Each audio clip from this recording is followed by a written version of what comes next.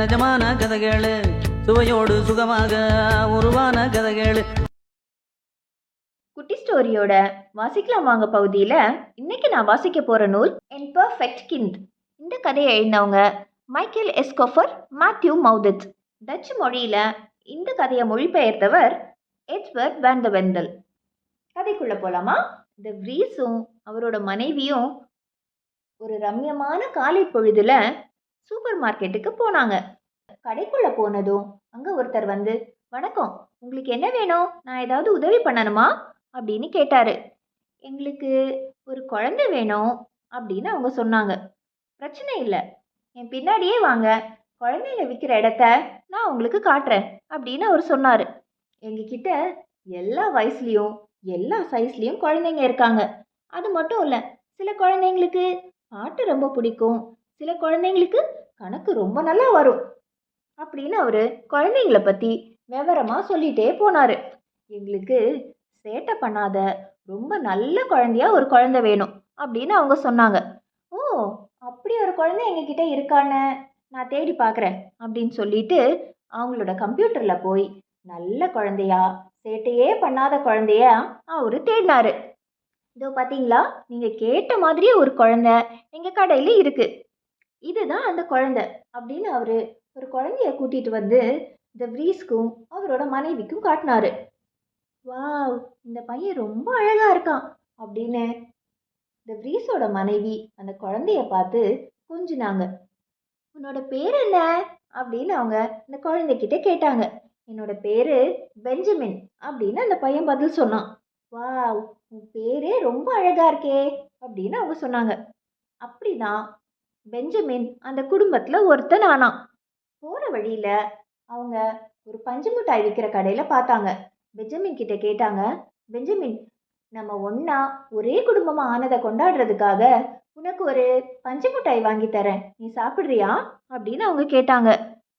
அதுக்கு அந்த பையன் சொன்னான், ஐயோ, நான் சுகர்லாம் அவ்வளோவா சாப்பிட்றதில்ல, அதனால எனக்கு பஞ்சு மிட்டாய் வேண்டாம் அப்படின்னு அவன் சொல்லிட்டான். அதை கேட்டதும் வ்ரீஸோட மனைவிக்கு ரொம்ப சந்தோஷமா இருந்தது. சே, இதே மாதிரி ஒரு நல்ல குழந்தை நமக்கு எங்க தேடினாலும் கிடைக்காது அப்படின்னு அவங்க நினைச்சாங்க. முதல் நாளே அந்த அப்பா அம்மாவுக்கு பெஞ்சமினை ரொம்ப பிடிச்சி போச்சு. ஏன் தெரியுமா? சாப்பிடும்போது கீழே சிந்தாம ரொம்ப பொறுமையா நிதானமா நேர்த்தியா அவன் சாப்பிட்டான். அது மட்டும் இல்லை, விளையாடி முடிச்ச உடனே அவனோட விளையாட்டு பொருட்கள் எல்லாம் பத்திரமா ஒரு இடத்துல கொண்டு போய் வச்சான்.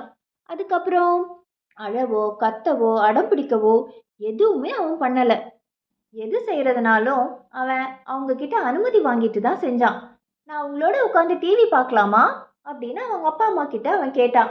அவங்க சொன்னாங்க, ஐயோ, இது பெரியவங்க பார்க்குற படமா இருக்கே அப்படின்னு. சரி, பரவாயில்ல, நான் உள்ள போய் புத்தகம் வாசிக்கிறேன் அப்படின்னு சொல்லிட்டு புத்தகம் வாசிக்க போயிட்டான். எல்லா விதத்துலயும் இந்த குழந்தை ரொம்ப நல்ல குழந்தையா இருக்கேன்னு ரீஸோட மனைவிக்கு ரொம்ப சந்தோஷமா இருந்தது. ஆனா புதுசா அந்த குழந்தை வீட்டுக்கு வந்தனால அடுத்த நாள் அவன் ஸ்கூலுக்கு போகும்போது அவங்க குழந்தைய ஸ்கூல்ல இருந்து கூப்பிட மறந்து போயிட்டாங்க. ஸ்கூல் முடிஞ்சு பெஞ்சமின் ஸ்கூல் வாசல்லையே காத்துட்டு இருந்தான். கொஞ்ச நேரம் கழிச்சுதான் அவங்க அப்பாவுக்கு, ஐயோ, பெஞ்சமினை ஸ்கூல்ல இருந்து கூப்பிடணுமே அப்படின்னு ஞாபகம் வந்துச்சு. அறக்க பறக்க ஓடி போய் பெஞ்சமினை கூப்பிட போனாரு. பெஞ்சமின் ரொம்ப பாவமா, நீங்க லேட்டா வந்தனால 13,752 வரைக்கும் நான் எண்ணேன் அப்படின்னு சாதாரணமா சொன்னான். வீட்டுக்கு போனதும் அவருக்கு மனசே சரியில்லை. அவனை தூங்க வச்சுட்டு அவனையே பார்த்துட்டு இருந்தாரு. வீட்டில் மட்டும் இல்லை, கடத்தருக்கு கூட்டிட்டு போனாலும் அவன் ரொம்ப அன்பா எல்லார்கிட்டையும் பழகுனான். ஸ்கூலுக்கு போனா கூட எந்த கணக்கையும் அவன் தப்பு பண்றதே இல்லை. அவங்க அம்மாவுக்கு முடியலைன்னு அவங்க ஏதாவது சமைக்கலைன்னா கூட, பரவாயில்லம்மா, நாளைக்கு சாப்பிட்டுக்கலாம் அப்படின்னு ரொம்ப தன்மையா பேசினான்.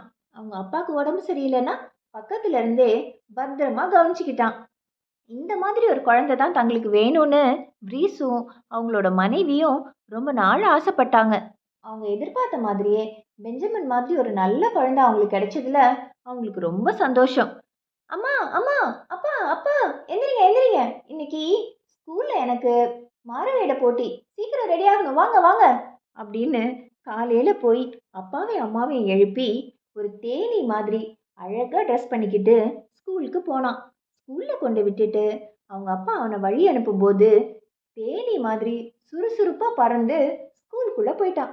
ஆனா ஸ்கூலுக்குள்ள போய் பார்த்தா யாருமே அவனை மாதிரி ட்ரெஸ் பண்ணிட்டு வரவே இல்லை. என்னது இது அப்படின்னு அவன் யோசிச்சுட்டே இருந்தான். அன்னைக்கு மத்தியானம் அவங்க அப்பா அவனை கூப்பிட வரும்போது அவன் எதுவுமே பேசல. அம்மா, உங்களுக்கு ஒன்று தெரியுமா? இந்த மாறுவேட போட்டி அடுத்த வாரம்தான். நான் தான் ஞாபகம் இல்லாம அது இன்னைக்குன்னு சொல்லிட்டேன் அப்படின்னு வீட்டுக்கு போய் அவன் சொன்னான். அது மட்டும் இல்லை, இன்னைக்கு எங்கள் ஸ்கூலில் குரூப் ஃபோட்டோ எடுத்தாங்க. பார்த்தீங்களா என்னோட ட்ரெஸ்ஸை? இப்படி தான் நான் ஸ்கூல் ஃபோட்டோவில் இருக்கேன் அப்படின்னு அவன் ரொம்ப சோகமாக சொன்னான். பெஞ்சமின் தப்பு பண்ணிட்டனால அவனை வாங்கிட்டு வந்த கடையிலேயே திரும்ப கொடுத்துர்லான்னு அவங்க அம்மாவும் அப்பாவும் முடிவு பண்ணி கொட்டுற மழையில அவனை கூட்டிட்டு அவனை வாங்கிட்டு வந்த கடைக்கு போனாங்க. அங்க போய் அந்த விற்பனையாளர்கிட்ட, இங்க பாருங்க, இந்த பையன் கொஞ்சம் கூட பொறுப்பு இல்லாம அடுத்த வாரம் வரப்போற நிகழ்ச்சிக்கு இன்னைக்கே எங்களை பதட்டப்படுத்தி இந்த மாதிரி ஒரு விஷயத்த பண்ணிட்டான் அப்படின்னு நடந்ததெல்லாம் அவங்க கிட்ட சொன்னாங்க. அந்த கடைக்காரருக்கு என்ன சொல்றதுனே புரியல. தெரியாம ஒரு தடவை தப்பு நடந்திருக்கும், மன்னிச்சிருங்களேன். இல்ல இல்ல, இந்த மாதிரி ஒரு குழந்தைலாம் எங்களுக்கு வேண்டாப்பா, நீங்களே திரும்ப வச்சுக்கோங்க, எங்களுக்கு வேற நல்ல குழந்தையா கொடுங்க அப்படின்னு அவங்க சத்தம் போட்டாங்க. எதுவும் பேசாம பெஞ்சமின் ரொம்ப அமைதியா நின்றுட்டே இருந்தான். நீ ஏதாச்சும் சொல்லணுமா பெஞ்சமின் அப்படின்னு அந்த கடைக்காரர் பெஞ்சமினை பார்த்து கேட்டாரு. அது வந்து அப்படின்னு அவன் யோசிச்சுட்டே இருந்து, ஒருவேளை உங்ககிட்ட இவங்கள மாதிரி இல்லாம நல்ல அம்மா அப்பா யாராவது இருக்காங்களா அப்படின்னு அவன் கேட்டான். அதை கேட்டதும் அவங்களுக்கு என்ன பதில் சொல்றதுனே தெரில. பெஞ்சமின் நல்ல அப்பா அம்மா வேணும்னு கேட்டதும் பிரீஸும் அவரோட மனைவியும் எதுவும் பேசாம அமைதியா நின்னுட்டாங்க. திரும்பவும் இன்னொரு புத்தகத்தோட வாசிக்கலாம் வாங்க பகுதியில நான் உங்களை சந்திக்கிறேன்.